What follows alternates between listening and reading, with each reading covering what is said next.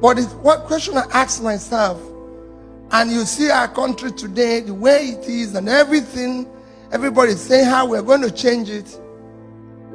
Let's ask ourselves, how did we get here? That is the question. How did we arrive at this junction where we're now being talked about in this manner? We now have agitations, Boko Haram, herdsmen, all sorts of agitations from everywhere, whether it's in the east, in the west, everywhere. And I can tell you it's going to worsen. This is what you have when you have, it is cumulative effect of leadership failure over the years. And it's not going to stop because you have millions of your people.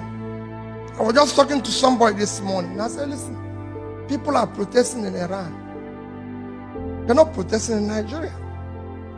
But people don't know that the protests will come. If Iranians can protest, Iran has a GDP of 400 billion. With 79 million people, their per capita is 6,050 naira, $50. And they're protesting. Nigeria per capita is 2,000. So the person with 6,000 is protesting.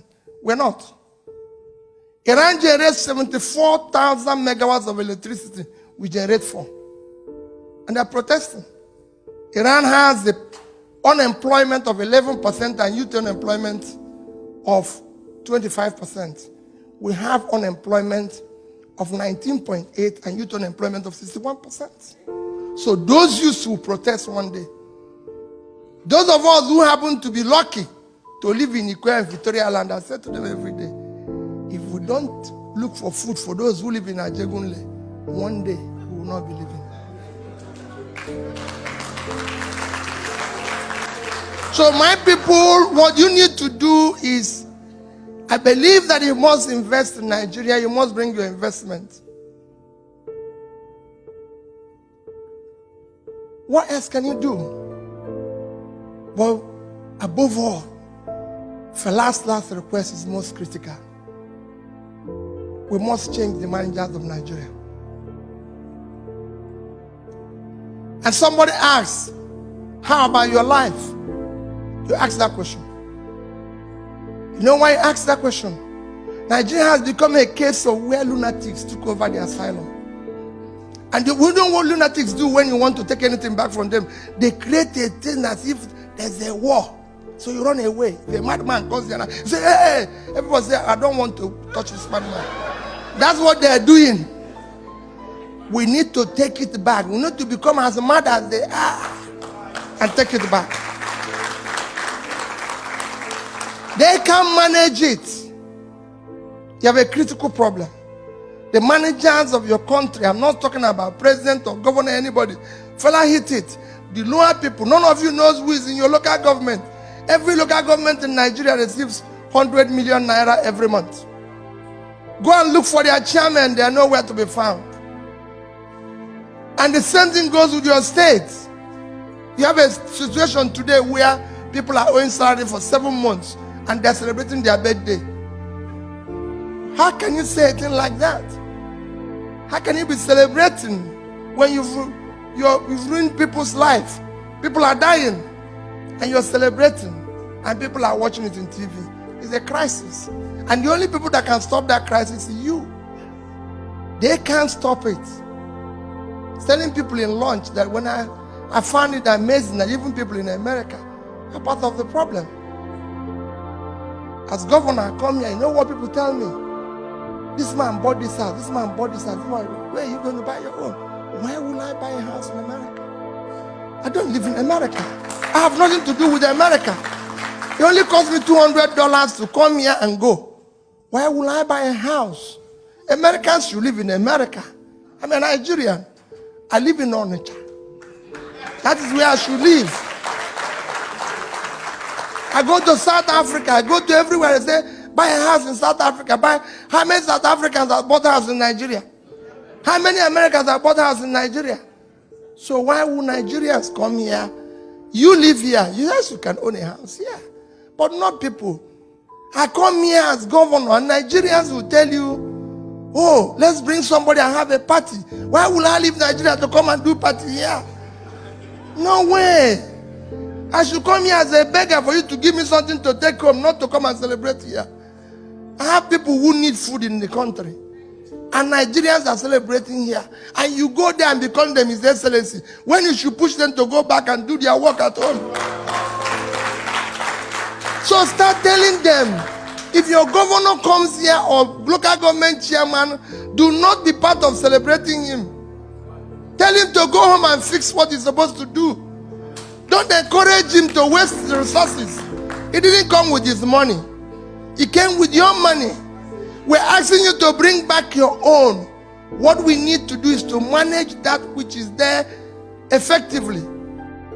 And on top of it, our government have the most wasteful people in charge in the world. We're in a state of Florida.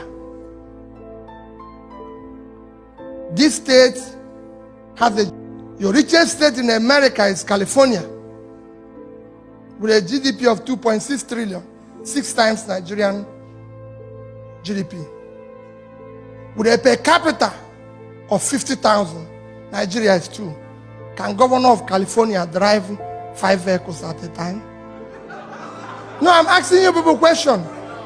So we need to fix it. Can governor of California use 5 vehicles at a time? In your place, they use 30 and call it convoy. If it's not madness, tell me what it is. Or you think madness is when somebody doesn't have a cloth? No, there's difference from madness. That's what we need to fix first. So I want you to be part of that change agent fella is saying. Let people have souls and care for their people. That is what we need in our country. We need people who can think. Why are we not investing in the right thing? Today everybody knows everybody is investing in education and all that. We're not investing. People are telling why the problems we have in Nigeria. How can it solve? 60% of the people, children out of school live in sub-Saharan Africa. 10 million live in Nigeria. Yes. You can go and check your records. I saw somebody already. A particular state in Nigeria, Zamfara. Let me just call it. In the last year, NECO had only 110 students. Only 24 passed. A state of 5 million people.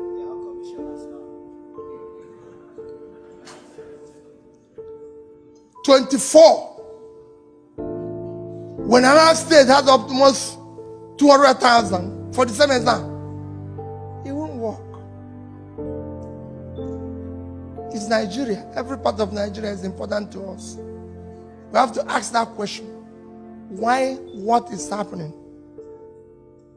So when we're now Nigerians staying here, your investment is critical, but what is more critical?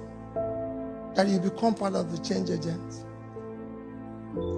On top of this type of situation, you still have people like me who are elected.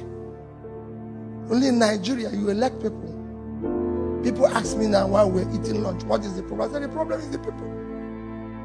So only in Nigeria that you elect people. They don't have car, they don't have anything. 6 months, they build a house, buy 20 cars, and call it for Thanksgiving, and people will go there. And they will be praying in the church, telling God to bless them. And the bishop will preach that wherever they got the money, should give them more when they have to call police. Because they know where the money came from. Everybody knows where the money came from. But they are still celebrating it. He comes to America and buy a house, and they said, if you see his house, and it's in choice areas. When he's in Washington, they tell you this place, this man owns the house here. In New York, this man owns the house here. With whose money? Let him show you his business. His daytime job. That earn that money. For God's sake, why would Peter Obi come and buy a choice area in Washington when he didn't own it before? A governor built a house that is unbelievable, and they asked, he said, I used to have the money. Why didn't you build it before? Hey, wait a minute. What are you telling us? And you're owing us salary. Even if you had the money before, you would have kept quiet. The rascality must stop. That's what we need to do first. Let's deal with this rascality first. It's when we stop this rascality